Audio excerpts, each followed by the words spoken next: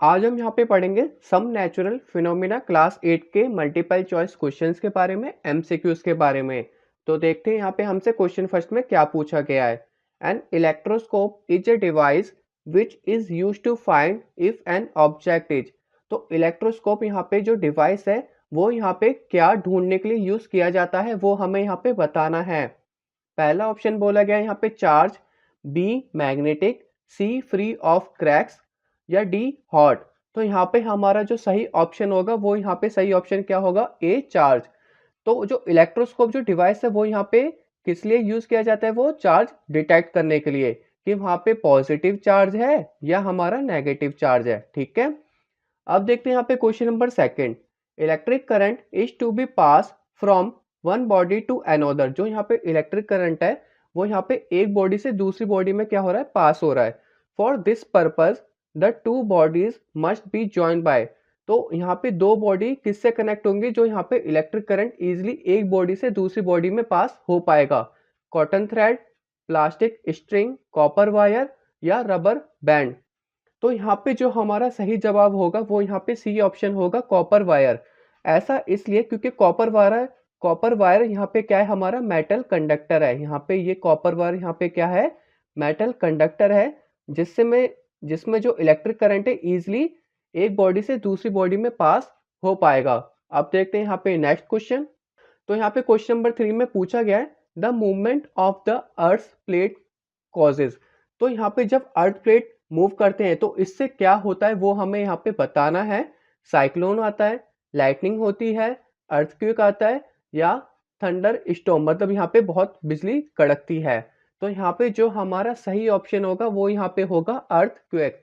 यहाँ पे हमारा क्या सही ऑप्शन होगा, यहाँ पे हमारा सही ऑप्शन होगा अर्थक्वेक। क्योंकि जब यहाँ पे मेटल प्लेट आपस में टकराती हैं तो यहाँ पे क्या होती है, एक डिस्टरबेंस क्रिएट होती है अर्थ के क्रस्ट में, जिसकी वजह से यहाँ पे क्या होता है, अर्थक्वेक क्रिएट होता है। तो देखते हैं यहाँ पे क्वेश्चन नंबर 4 में हमसे क्या पूछा है। Two charge objects are brought close to each other. तो यहाँ पे दो चार्ज बॉडी या ऑब्जेक्ट है जिनको यहाँ पे पास में रखा गया है। Choose the most appropriate statement from the following option. हमें यहाँ पे सही जवाब चुनना है। यहाँ पे क्या होगा, दोनों आपस में अट्रैक्ट होंगे, दोनों यहाँ पे रेपेल होंगे। दे में अट्रैक्ट और repel depending on the type of charges they carry. या D option, there will be no effect. तो यहाँ पे जो हमारा सही ऑप्शन होगा वो यहाँ पे कौन सा होगा, यहाँ पे सी ऑप्शन सही होगा। ऐसा क्यों, अगर यहाँ पे दो नेगेटिव नेगेटिव बॉडी है तो ये आपस में क्या करेंगे, रेपेल करेंगे। अगर दो यहाँ पे पॉजिटिव पॉजिटिव बॉडी या ऑब्जेक्ट है, ये भी आपस में क्या करेंगे, ये दोनों आपस में रेपेल करेंगे, मतलब एक दूसरे को यहाँ पे दूर फेंक देंगे। अब यहाँ पे अगर नेगेटिव और पॉजिटिव बॉडी है, अगर यहाँ पे नेगेटिव और एक यहाँ पे पॉजिटिव बॉडी है तो ये यहाँ पे क्या हो गए, दोनों अपोजिट चार्ज हो गए। अपोजिट चार्ज आपस में क्या होंगे, अट्रैक्ट हो जाएंगे। क्या होंगे, अट्रैक्ट होंगे। तो ये किस पे डिपेंड करेगा, ये चार्ज पे डिपेंड करेगा। तो सी ऑप्शन यहाँ पे हमें वो ही बताता है, तो इसलिए यहाँ पे सी ऑप्शन सही होगा। अब देखते हैं यहाँ पे नेक्स्ट क्वेश्चन। तो क्वेश्चन नंबर 5 में हमसे पूछा गया है which of the following is not likely to cause tsunami. तो इनमें से किसकी वजह से सुनामी नहीं आती वो हमें यहाँ पे बताना है। A major nuclear explosion under the sea, earthquake, volcanic eruption या लाइटनिंग। तो यहाँ पे किसकी वजह से सुनामी नहीं आती है वो हमें यहाँ पे बताना है। तो मोस्टली यहाँ पे लाइटनिंग एक ऐसी वजह है जिसकी वजह से सुनामी बिल्कुल नहीं आ सकती है। तो इसलिए यहाँ पे जो हमारा ऑप्शन सही होगा वो यहाँ पे हमारा कौन सा ऑप्शन सही होगा, लाइटनिंग। अब देखते हैं यहाँ पे क्वेश्चन नंबर 6 में क्या पूछा है। The earth plate responsible for causing earthquake. तो यहाँ पे कौन सी अर्थ की प्लेट है जिससे अर्थक्वेक आता है वो हमें यहाँ पे बताना है, या वो कहाँ पर रहती है वो ये बताना है। ठीक है, the crust of the earth, the mantle of the earth, the inner core of the earth या the outer core of the earth. तो इसका हमारा सही जवाब होगा the crust of the earth. क्योंकि जो क्रस्ट होता है वहीं पे हमारा क्या होता है, फोकस होता है, वहीं पे हमारा एपिसेंटर बनता है, जिसकी वजह से यहाँ पे जो अर्थ प्लेट यहाँ पे क्या होती है, हिलती है, जिसकी वजह से अर्थक्वेक आता है। तो इसका हमारा सही ऑप्शन क्या होगा, द क्रस्ट ऑफ द अर्थ। अब देखते हैं यहाँ पे नेक्स्ट क्वेश्चन। तो क्वेश्चन नंबर 7 में हमसे पूछा गया है the outer most layer of earth is called.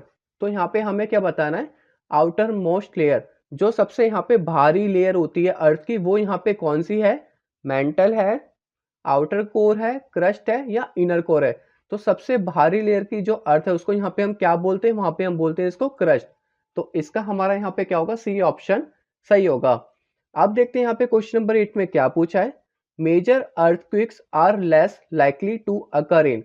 तो जो यहाँ पे भयानक भूकंप आते हैं वो सबसे कम कहाँ पर आते हैं वो हमें यहाँ पे बताना है, क्योंकि यहाँ पे लिखा हुआ है less likely to occur in north east India, Rajasthan, Rann of Kutch या उड़ीसा। तो सबसे कम जो अर्थक्वेक आता है वो यहाँ पे आता है उड़ीसा में। बाकी ये तीनों जगह यहाँ पे अच्छे खासे अर्थक्वेक आ जाते हैं। तो मेजर अर्थक्वेक सेंटर होते हैं यहाँ पे नॉर्थ ईस्ट इंडिया, राजस्थान और रन ऑफ कच्छ। जबकि यहाँ पे सबसे कम अर्थक्वेक कहाँ पर आता है, हमारे उड़ीसा में आता है। तो इसका यहाँ पे डी ऑप्शन क्या होगा, सही होगा। अब देखते हैं यहाँ पे क्वेश्चन नंबर 9। तो क्वेश्चन नंबर 9 में यहाँ पे पूछा गया है consider the list of terms given below. तो यहाँ पे हमें कुछ टर्म्स दे रखे हैं। यहाँ पे 4 टर्म्स दे रखे हैं, सुनामी, लैंडस्लाइड, फ्लड्स और लाइटनिंग। तो अर्थक्वेक कैन कॉज, अर्थक्वेक की वजह से इनमें से कौन सी चीजें हो सकती है वो हमें यहाँ पे बताना है। तो अर्थक्वेक की वजह से यहाँ पे सुनामी भी आ सकती है, बाढ़ भी आ सकती है और यहाँ पे लैंडस्लाइड भी हो सकती है। बट अर्थक्वेक की वजह से कभी लाइटनिंग का यहाँ पे कोई रिलेशन नहीं है दूर दूर तक। तो यहाँ पे हमारा तीनों ऑप्शन सही होंगे। तो इसका ए पार्ट में फर्स्ट, सेकंड एंड थर्ड तीनों दे रखा है। इसका मतलब इसका जो हमारा ऑप्शन सही होगा वो यहाँ पे हमारा ए पार्ट सही होगा। अब देखते हैं यहाँ पे question number 10। Which of the following can not be charge by friction if held by. तो इनमें से कौन सा फ्रिक्शन की वजह से चार्ज नहीं हो पाएगा अगर हम उसको हाथ में रखेंगे। तो plastic scale, copper rod, inflated balloon या वुलन क्लॉथ। तो इसमें से जो हमारा ऑप्शन सही है वो हमारा यहाँ पे होगा कॉपर रोड। क्योंकि कॉपर रोड यहाँ पे क्या है, हमारा मेटल है। कॉपर रोड यहाँ पे क्या है, हमारा मेटल है, जिसकी वजह से ये क्या होगा, हमारा जो चार्ज है बॉडी से अर्थिंग की तरफ चला जाएगा और वहां पे कोई भी चार्ज नहीं रहेगा। ठीक है, यहाँ पे क्या होगा, मान लो कॉपर रोड पे कोई चार्ज था और हमने उसे जैसे ही टच किया तो हमारे टच करने से जो चार्ज है वो यहाँ पे ग्राउंड में चला जाएगा और वहां पे कोई भी चार्ज नहीं रहेगा। इसलिए इसका यहाँ पे ऑप्शन जो होगा वो क्या होगा, हमारा बी ऑप्शन होगा, कॉपर रॉड। अब देखते हैं यहाँ पे नेक्स्ट क्वेश्चन। क्वेश्चन नंबर 11 में यहाँ पे पूछा गया है when a glass rod is rub with a piece of silk cloth. अगर हम यहाँ पे ग्लास रॉड को यहाँ पे सिल्क क्लॉथ आपस में यहाँ पे रब करते हैं तो यहाँ पे क्या होता है वो हमें यहाँ पे बताना है। The glass rod and silk cloth both acquire positive charge. यहाँ पे दोनों को रब करने से दोनों पे पॉजिटिव चार्ज आ जाएगा। तो ये ऑप्शन यहाँ पे क्या होगा, गलत होगा। The glass rod becomes positively charge while the silk cloth has a negative charge. तो यहाँ पे ग्लास रॉड पे पॉजिटिव चार्ज आ जाएगा और यहाँ पे सिल्क क्लॉथ पे नेगेटिव चार्ज आएगा। तो यहाँ पे ये वाला ऑप्शन क्या होगा, बिल्कुल सही होगा। तो हम इसको लगा देते हैं यहाँ पे टिक। तो बी ऑप्शन यहाँ पे क्या होगा, हमारा सही होगा। सी ऑप्शन भी पढ़ लेते हैं। The glass rod and silk cloth both acquire negative charge. तो दोनों पे नेगेटिव चार्ज नहीं होगा क्योंकि यहाँ पे एक पॉजिटिव होगा एक नेगेटिव होगा। और डी ऑप्शन यहाँ पे बोला गया है the glass rod becomes negatively charge while the silk cloth has a positive charge. तो ये भी ऑप्शन यहाँ पे क्या होगा, गलत होगा। तो इसका हमारा कौन सा ऑप्शन सही होगा, हमारा बी ऑप्शन सही होगा। और यहाँ पे कोई भी बॉडी रब की जाती है आपस में तो वहां पे कौन सा चार्ज आता है, स्टैटिक इलेक्ट्रिक चार्ज आता है। तो ये भी मैं आपको बताना चाहूंगा। अब देखते हैं यहाँ पे question number 12। Which of the following are transferred from one object to another when these two objects are charge by friction. तो यहाँ पे क्या बोला है, यहाँ पे बोला गया है कि एक ऑब्जेक्ट से दूसरे ऑब्जेक्ट में यहाँ पे क्या हो रहा है, चार्ज ट्रांसफर की जाती है फ्रिक्शन के जरिए। तो वहां पे क्या चीज ट्रांसफर होती है एक्चुअली में, एटम्स होता है, प्रोटॉन्स होता है, न्यूट्रॉन्स होता है या इलेक्ट्रॉन्स होता है। तो यहाँ पे मोस्ट इंपॉर्टेंट आपको ये पता होनी चाहिए कौन सा यहाँ पे ट्रांसफर होता है। तो यहाँ पे हमारा होता है इलेक्ट्रॉन्स। क्योंकि एटम्स में यहाँ पे तीनों चीज होती है, एटम्स में यहाँ पे प्रोटॉन्स होता है, न्यूट्रॉन्स होता है और इलेक्ट्रॉन्स होता है। और सबसे बाहर जो रहता है वो इलेक्ट्रॉन्स रहता है, जिसकी वजह से वो इजिली एक जगह से दूसरी जगह यहाँ पे ट्रांसफर हो पाता है। ठीक है, और यहाँ पे प्रोटॉन्स और न्यूट्रॉन्स एटम्स के मिडल में रहते हैं, जिसकी वजह से उनका निकलना काफी मुश्किल होता है, इसलिए वो बाहर नहीं ट्रांसफर हो सकते। इलेक्ट्रॉन्स इजिली ट्रांसफर हो जाता है क्योंकि वो बाहर की साइड रहता है। तो इसका यहाँ पे कौन सा ऑप्शन सही होगा, यहाँ पे डी ऑप्शन सही होगा। अब देखते हैं यहाँ पे next question, question number 13। The electric nature of lighting was established bye a scientist name. तो यहाँ पे लाइटिंग का जो इलेक्ट्रिक नेचर यहाँ पे जिसने खोज करी थी उस साइंटिस्ट का यहाँ पे नाम क्या है वो हमें यहाँ पे बताना है। Isaac Newton, Robert Hooke, Benjamin Franklin या थेल्स। तो इस चैप्टर में आपने पढ़ा होगा जिस साइंटिस्ट ने यहाँ पे लाइटनिंग की खोज की थी थंडर स्टॉर्म से, तो उनका नाम यहाँ पे क्या था, बेंजामिन फ्रैंकलिन था। क्या नाम था उनका, बेंजामिन फ्रैंकलिन। तो इसका यहाँ पे क्या होगा, सी ऑप्शन सही होगा। कौन सा ऑप्शन सही होगा यहाँ पे, सी ऑप्शन सही होगा। इन्होंने यहाँ पे थंडर स्टॉर्म से लाइटनिंग की खोज करी थी। अब देखते हैं यहाँ पे question number 14। A plastic comb is rub with dry hair whereas a glass rod is rubbed with a piece of silk cloth. Which of these will get negatively charged? तो इनमें से कौन कौन से नेगेटिवली चार्ज होंगे वो हमें यहाँ पे बताना है। Plastic comb, glass rod, dry hair या सिल्क क्लोथ। तो यहाँ पे जो हमारे दो ऑप्शन सही होंगे जिसमें नेगेटिव चार्ज एक्वायर होगा, तो वो हमारा कौन सा होगा वो हमें यहाँ पे बताना है। तो इसमें यहाँ पे प्लास्टिक कॉम और सिल्क क्लोथ दोनों पर ही यहाँ पे क्या आएगा, हमारा नेगेटिव चार्ज आएगा। और दोनों ऑप्शन किस में आ रहे हैं, हमारे ए वाले में आ रहे हैं, सॉरी इसमें आ रहे हैं सी वाले में। किस में आ रहे हैं, हमारे सी वाले में, ए एंड डी। ठीक है, तो प्लास्टिक कॉम और सिल्क क्लोथ दोनों पे यहाँ पे क्या आएगा, हमारा नेगेटिवली चार्ज एक्वायर होगा। तो यहाँ पे ऑप्शन ध्यान से लगाना।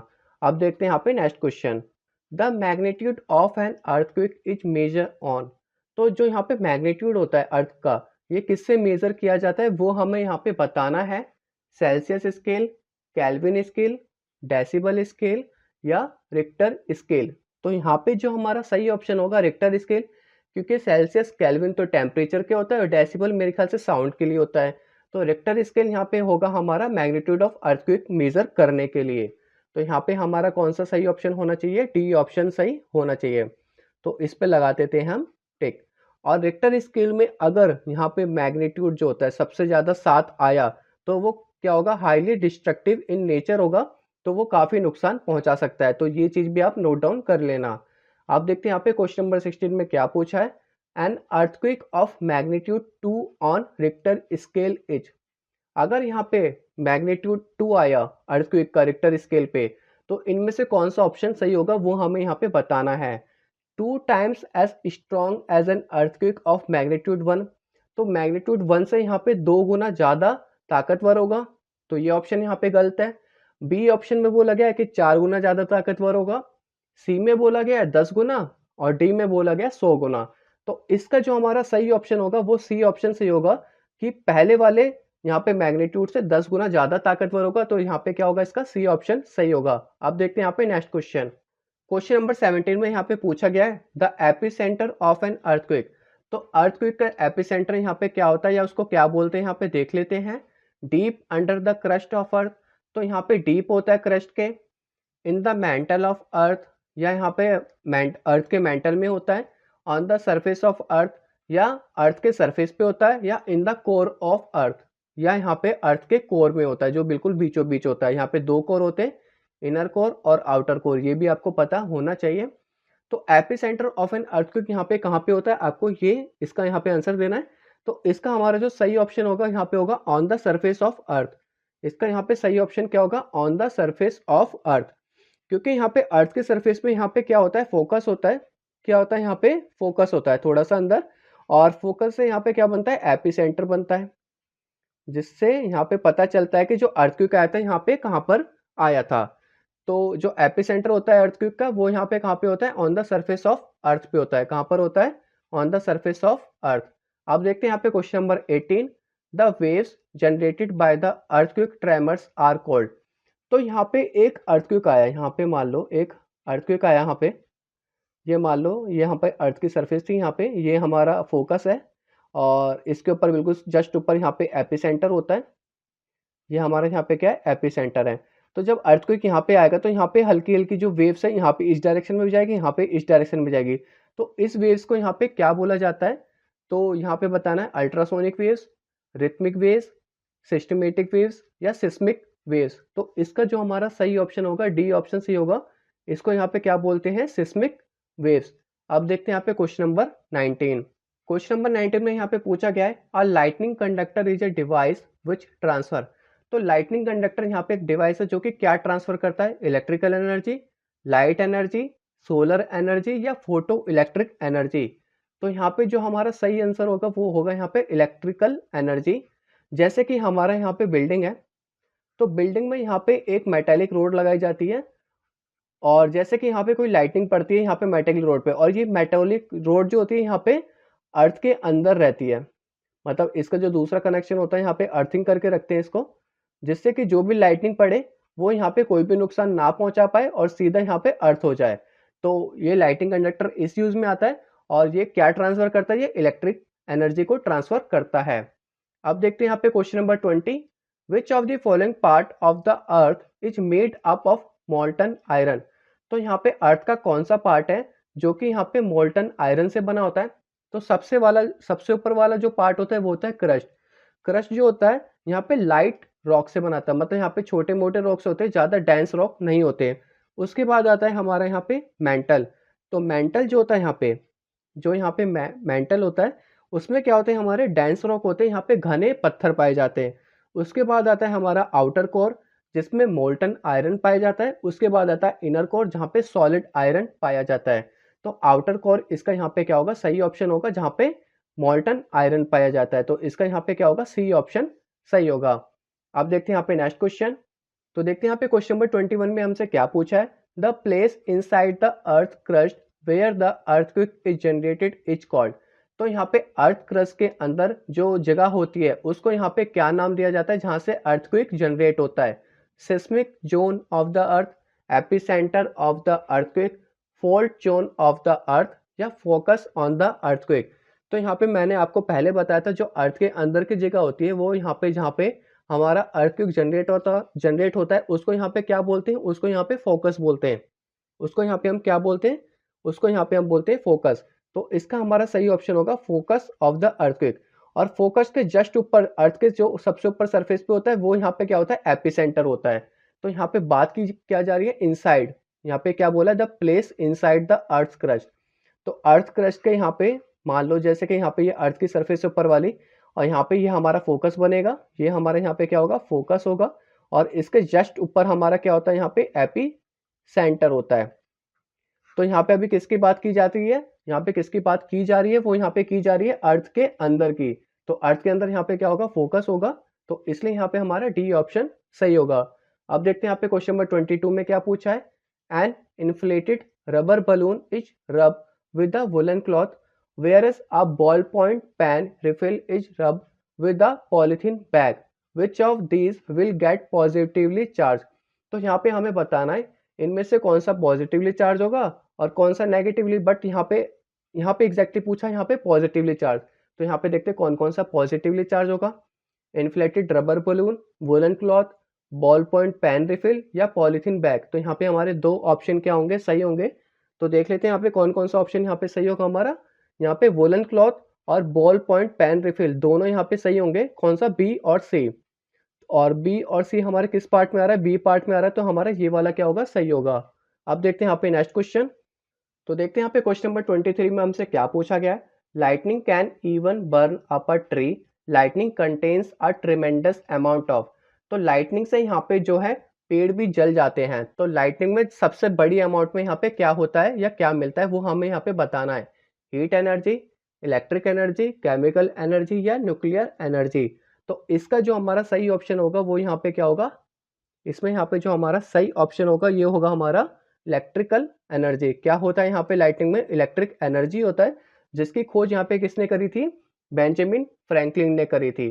आप देखते हैं यहाँ पे क्वेश्चन नंबर 24 में क्या पूछा है, the ट्रेमेंडस electric charges in the atmosphere which produce sheet lighting in the clouds are produced by the process of। तो यहाँ पे क्या होता है, काफी बड़ी अमाउंट में इलेक्ट्रिक चार्ज एटमॉस्फेयर में जनरेट होता है जब यहाँ पे शीट लाइटनिंग होती है क्लाउड्स में। अब मैं बता देता हूँ आपको शीट लाइटनिंग होती क्या है। शीट लाइटनिंग यहाँ पे जब आपस में बादल के बीच में जो लाइटनिंग प्रोड्यूस होती है उसको यहाँ पे क्या बोलते हैं, शीट लाइटनिंग बोलते हैं। और एक बादल और यहाँ पे अर्थ के बीच में जो लाइटिंग प्रोड्यूस होती है उसको यहाँ पे बोलते हैं फॉर्क लाइटनिंग। मैं यहाँ पे लिख देता हूँ, उसको यहाँ पे क्या बोलते हैं, फॉर्क लाइटनिंग। जो किसके बीच में होती है, जो बादल और अर्थ के बीच में होती है उसको फॉर्क लाइटनिंग बोलते हैं। और जो बादलों के बीच में होती है एटमॉस्फेयर में उसको यहाँ पे बोलते हैं शीट लाइटिंग। तो यहाँ पे शीट लाइटनिंग क्या प्रोड्यूस करता है, कैसे प्रोड्यूस होती है वो हमें यहाँ पे बताना है।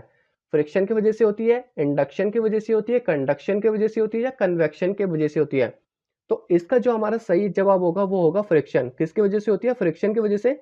फ्रिक्शन की वजह से क्या होता है, बादलों में फ्रिक्शन की वजह से बादलों में पॉजिटिव और नेगेटिव चार्ज क्या होते हैं, एक्वायर होते हैं। और जो बादल आपस में अपोजिट चार्ज टकराते हैं उसकी वजह से यहाँ पे क्या होती है, इलेक्ट्रिक डिस्चार्ज होती है, जिसकी वजह से हमें यहाँ पे लाइटनिंग देखने को मिलती है। तो इसका यहाँ पे सही जवाब क्या होगा, फ्रिक्शन। क्योंकि फ्रिक्शन की वजह से यहाँ पे क्या होता है, पॉजिटिव नेगेटिव चार्ज बनते हैं। और जब अपोजिट चार्ज आपस में टकराएंगे तो वहां पे क्या होगा, इलेक्ट्रिक डिस्चार्ज होगा, जिसकी वजह से लाइटिंग प्रोड्यूस होगी। होप आपको यहाँ पे सारे एमसीक्यू समझ में आ गए होंगे। Thanks for watching.